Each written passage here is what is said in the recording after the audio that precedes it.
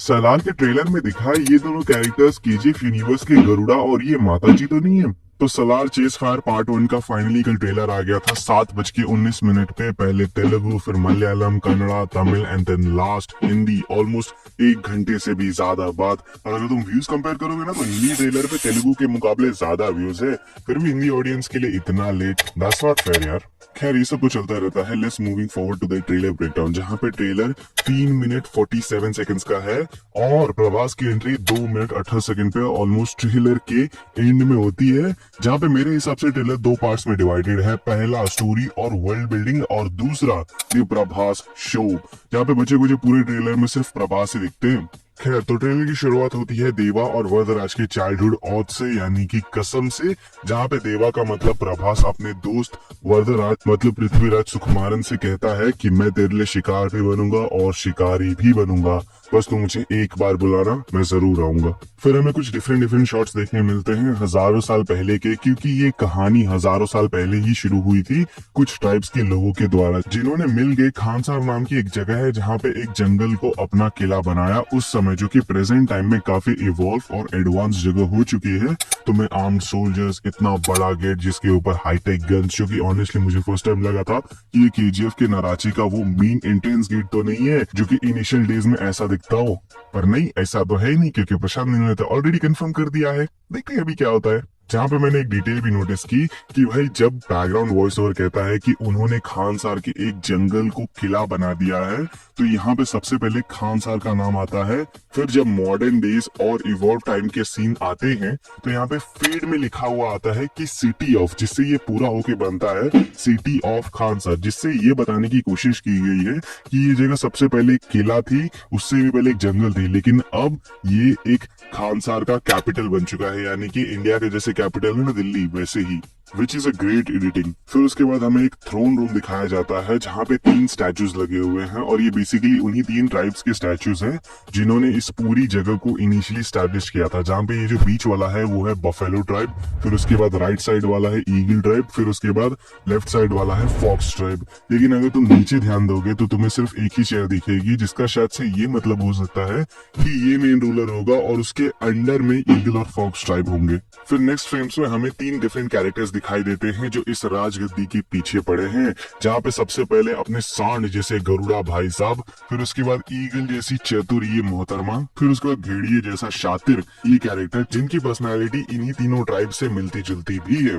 लेकिन buffalo tribe के ruler ये नहीं है, बल्कि ये है जिनका नाम है राजा मन्नार, जिन्हें हम नेक्स्ट फिल्म्स में देख सकते हैं, जो कहता है कि मेरी इच्छा यही है कि मैं अपने बेटे वरदराज मन्नार को मरने से पहले सरदार बनते हुए देखना चाहता हूँ। एंड ही वेंट समवेयर, और कहता है कि मैं आने के बाद मेरे बेटे को खुद सरदार बनाऊंगा। पर पीठ पीछे इनकी अलग ही प्लानिंग चल रही है इसके बेटे को मरवाने की, ताकि ये लोग गद्दी हथिया सके। सेम टिपिकल ओल्ड स्टोरी की, एक साम्राज्य की गद्दी के पीछे परिवार आपस में झगड़ेगा, कुछ चेंज नहीं है। लेकिन हाँ, प्रशांत नील साहब है तो वो दिखाएंगे अपने स्केल के हिसाब से।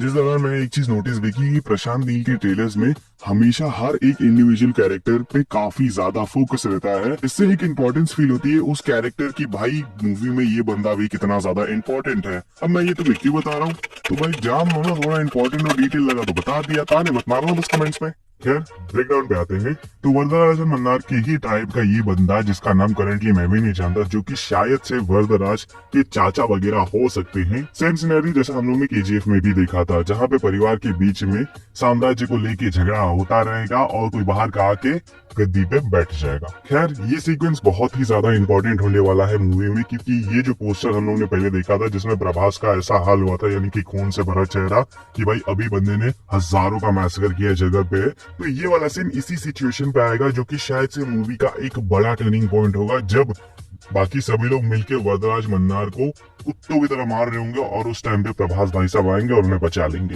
एंड देन ही डिसाइड कि भाई अब तेल लेने के, अब मुझे सब कुछ चाहिए, जो कुछ भी मेरी आंखों के सामने है सब मुझे चाहिए।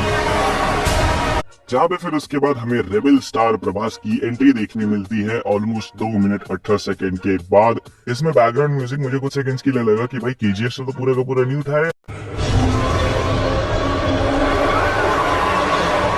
लेकिन ये अलग है और थोड़ा सा ही। और मैं क्या भाई म्यूजिक बोल रहा है, यहाँ पे तो प्रशांत साहब ने केजीएफ के सेट्स उसका टोन, उसकी सिनेमाटोग्राफी सब कुछ तो उठाया, फिर क्या प्रॉब्लम है भाई तुम्हें इसे उसी यूनिवर्स में डालने की? एक छोटा सा ही तो रेफरेंस देना है, पब्लिक अपने आप समझ जाएगी। और यहाँ पे भी कुछ चीजें नोटिस करने लायक है जो साफ साफ दिख जाती हैं बिना ज्यादा नोटिस किए।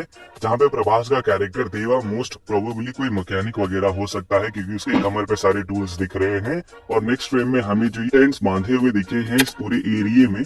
तो जब टीजर आया था तो इस सीन को लेके बहुत ही ज्यादा पब्लिक एक्साइटेड हुई थी कि भाई केजीएफ यूनिवर्स की पोस्ट क्रेडिट सीन में रमिका सेन भी इसी जगह पे आई थी।